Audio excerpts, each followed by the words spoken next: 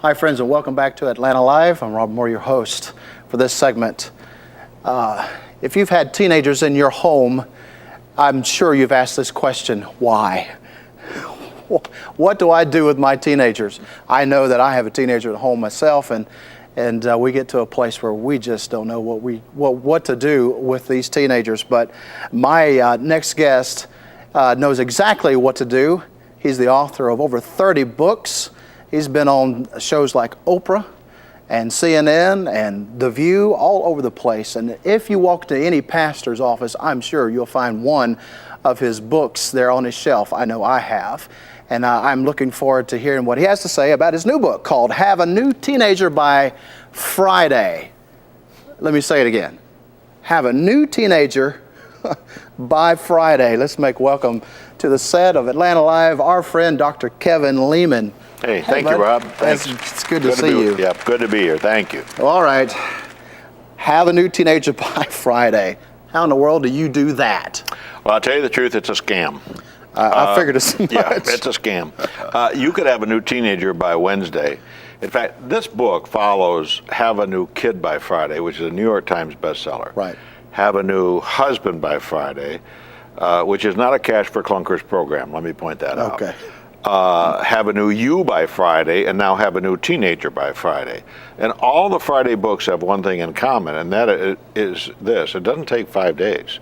You could really turn a kid who's got an attitude around in a matter of about 48 hours. Okay, now, I know some folks have just heard that statement, and their right eyebrow just went to the sky and said, seriously? Yeah. Seriously. All right, how do you do that? You got to play parental poker with some kids. Okay. You got 4 aces. Most parents feel helpless. They throw their hands up in the air and say, well, what am I going to do? He's 6'3".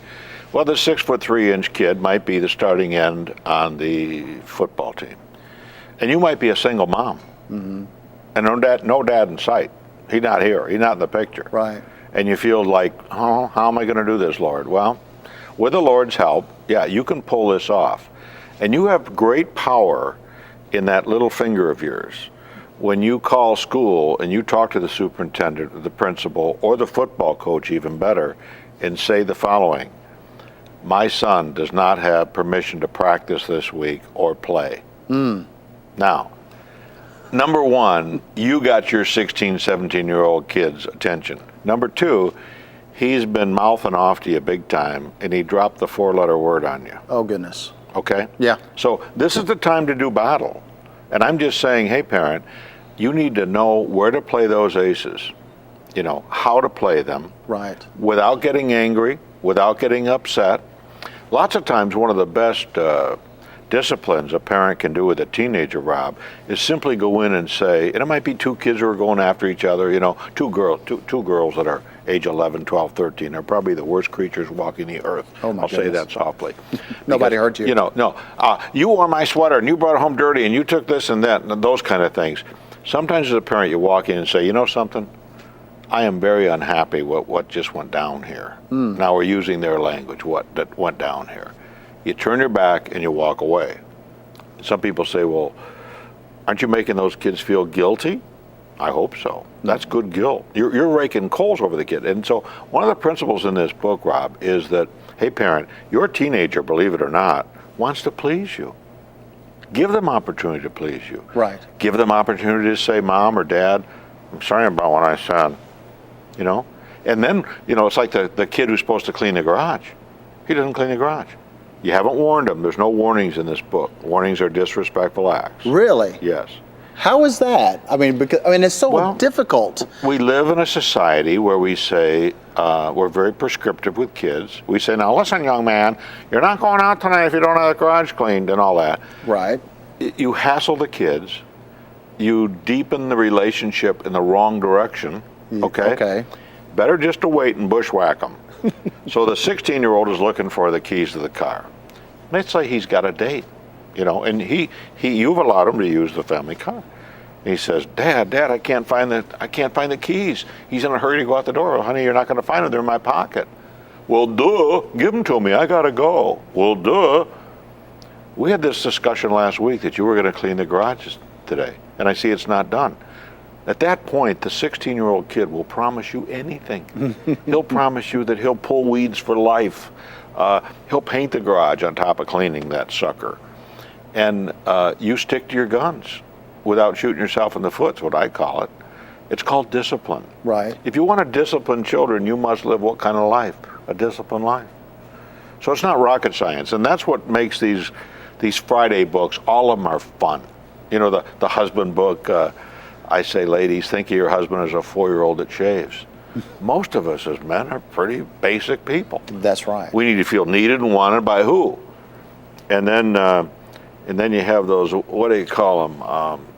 Children, yeah. And then they come along and everything goes downhill. So I'm saying that you can change a relationship with a kid quickly by choosing the words you choose carefully and through action on your part. Right. Well, the thing is that I'm hearing in my left ear is that I've tried these kind of things before and they still haven't worked. What do you have to say to that parent, you know, whose child is just totally incorrigible and nothing seems to work? Well, if you've tried the specific things and have a new teenager by Friday, you're not doing them right. Now, this thing is so close to foolproof. Now, Okay. you got a kid who's doing the white lady. He's doing crack cocaine, you know. Okay. I just got schooled. You know, I don't know what that was. yeah, well, drug talk. Okay. You know, that kid is so addicted to drugs. But one thing I would say to that parent is, where's the source of the money? Either the kid's selling drugs. I mean, I had a parent who actually tapped their own phone because they were suspect of where's this kid getting this money from. And they took off for a weekend and had their own phone wiretapped to find out the kid's making $4,000 a month at least selling drugs. That's where the money's coming from. My goodness. They What a picked him shock up. that was, I'm All right, sure. but they picked that kid up at school one day. They took him to the airport, and he flew to Minneapolis to live with his older sister. I mean, you have to pull the rug out. There's action. This is not let the slow leak destroy the kid. This is force the blowout and let's deal with it. I see. And so with your average kid who's not mentally ill, okay? Right. The kid who's not a hardcore druggie, this is a kid who's got an attitude. This is a kid that's not motivated. This is a kid that's lying, stealing, running with the wrong gang. This stuff works beautifully. Well, take us through maybe one of those situations where you have a teenager and you get your book. Well, all right, let's get the kid who doesn't go to church. Let's take a kid who doesn't know Christ. Yeah, he's 17 years old, and you say, "Come on, honey, we gotta get going." I'm not going to church.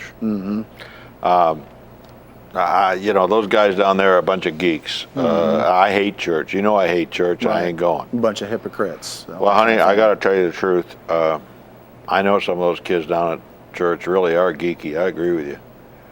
And I agree with what you just said about the pastor. He's boring as mud some days. But you know something? Your dad and I were just talking. There's very few things we ask you to do specifically in a given week. And knowing how much you hate church, I just want you to know how pleased I'm going to feel today when I see you sitting right next to us, knowing that you hate it so much. Now, that's one way of handling it. Well, that's wisdom, but not everybody has that kind of wisdom. No, with Dr. another kid that's 12 or 13, Yeah. you know, you might get brave and just go to church and leave the little sucker home. Okay? But here's the fun part. I Well, like to have fun. Yeah. Don't come home. Go to church, go out for dinner, walk around the mall. Make sure you're really coming home like 5 o'clock in the afternoon. So you walk in, the kid says, "Where you been?"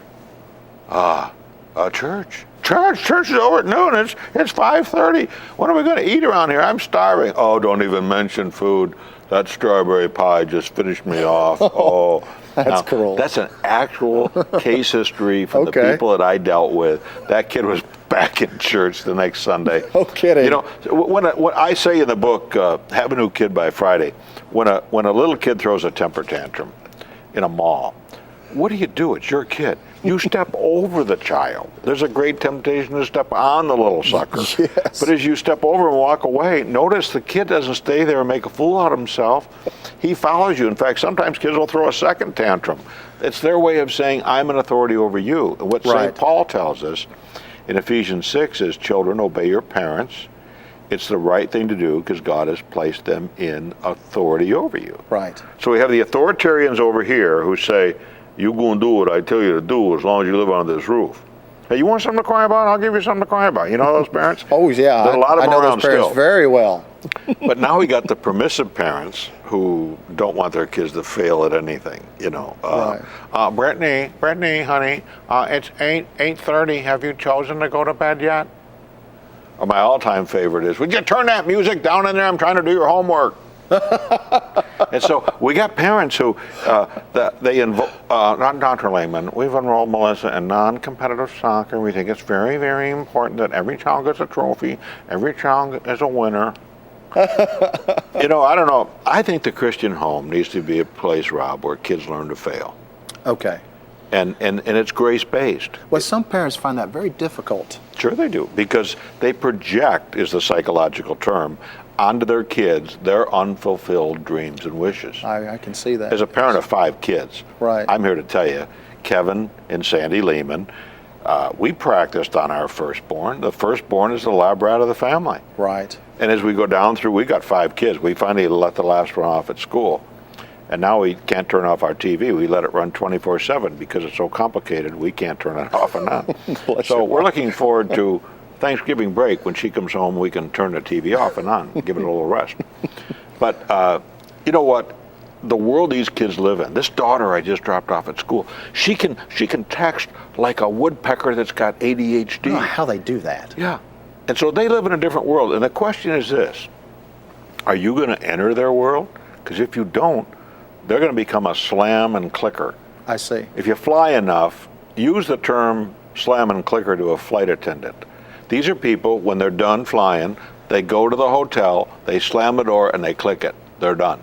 Okay. And that's what teenagers do to us. And they don't talk. And so some of the advice in this book is, hey, parents, don't ask your kids questions. Well, you talk about something hard to do, try to tell a mom not to ask her kid questions. Well, Dr. Leman, you know, I appreciate you. I've read a couple of your books, but I think it's really important to ask the question, how was your day, honey? Okay, how was your day, honey? Fine. What'd you do in school today? Nothing. Teenager, where you been? Oh, what'd you do? Nothing. You want to ask questions? Go ahead. If you want your kid to talk to you, shut up. Back off. Listen. They come home and they're looking down. You can say things like, ooh, looks like a rough day. That's all. Let it go. If they want to talk, they'll talk sooner or later, usually on their time frame. And sometimes it's late at night when you want to go to bed. We had one daughter who, that was her habit. I'm sitting there, my eyes are rolling around my head, and she wants to talk. She's like a blue jay in spring.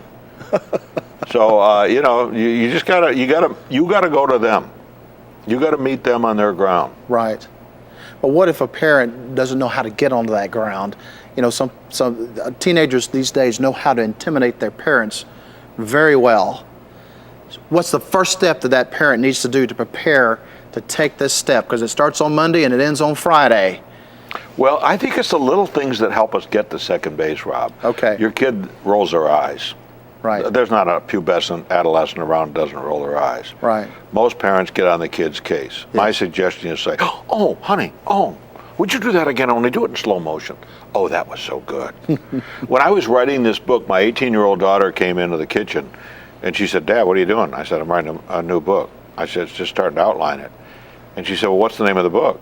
I said, Have a New Teenager by Friday. Well, she was a teenager. And she said, oh, Dad, she said, I want to get my nose pierced, and I want a chain that goes down to my lip like this. And I said, oh, good. I said, we're having spaghetti tonight. And she looked at me and said, oh, Dad, that's good. That's good. That's good, Dad. And, you know, she's a great kid. I mean, she's kid's on autopilot. Won an $80,000 scholarship to go to college. She's very talented kid. Written a book.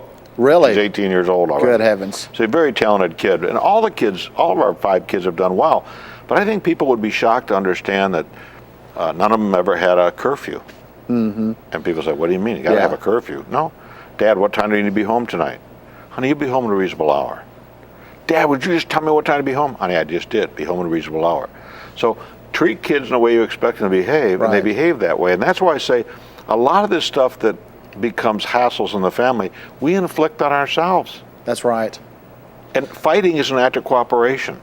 When a husband and a wife go after each other, they know exactly what to say to escalate the battle to the next level. We do the same thing with our kids. So keep your sails out of your kids' wind. They're weird. Yeah. I'm here to tell you they're weird. I hear my daughter talking downstairs, my firstborn, this goes back years ago, and there's nobody downstairs. I say, who's she talking to? And I walk down the stairs, and she's sitting, Rob, in the sink. And she's looking in the mirror, and she's doing this with her hair. And she's talking to herself like this and looking at all these different angles. And so finally I creep down like an alley cat to a sparrow, and she sees me in the mirror. And she says through her squinted eyes, she says, "You are so strange." I said, wait a minute, let me check this out. I'm strange. You're talking to yourself in the mirror. But so there's got to be some humor in it. So when the slam door comes, you say, honey, excuse me, what does that slam door mean? Does that mean you're sick of living in this house with 3 meals and laundry service and food service? Lighten up. Be the parent you need to be. Encourage your kid. Teach them God's laws and God's rules in a gentle way. Yes. Don't push it down their throat. Amen. And obviously, you've been doing this for all 5 kids, and all of them are successful. All of them love the Lord. They do. All of them are being used by God in this, because we've talked about what your kids are doing, and I'm just amazed at how God is using you all over the world. I still have 2 of your books, and I want to know how folks can get your books. Well, they get anywhere. Now, the last time I looked, it was #1 on Amazon. It's only been out for 12 days now or something. It's in bookstores everywhere. It's in airports everywhere. Airports. I mean, you can get it on drleman.com. We have a website. You can get it in Christian bookstores, obviously. But, parents need to know this, that rearing kids is not easy. I'm the first to tell you it's not easy. Yes. But it is simple. And what St. Paul told us, children, obey your parents. It's the right thing to do because God has placed them in what? In authority over you. Yes. There's your challenge. And parents, don't create wrath from your kids. I'm telling you, we create a lot of this nonsense and this strife by the things that we do as parents. I see. For the last 30 seconds, Dr. Leman, would you encourage that one parent that's just about to give it up and say, I can't do this anymore? Don't give up. This guy, 41 books I've authored, graduated 4th and bottom of my class in high school, couldn't get in college, got in college, got thrown out of college, was a janitor at 19 when I met my wife to be, but God always uses people, ordinary people, to change people's lives. Just like my wife was the trigger that God used that changed my life, you're that trigger that's going to make a difference in your kid. Don't give up on them. Pray for them every day, but don't let them off the hook either. Wow. Thank you, Dr. Leman. You're welcome, Rob. Make sure you get his book. Have a New Teenager by Friday. It'll change your life. Thank you so much. Make sure you join us next time on Atlanta Live. Good night.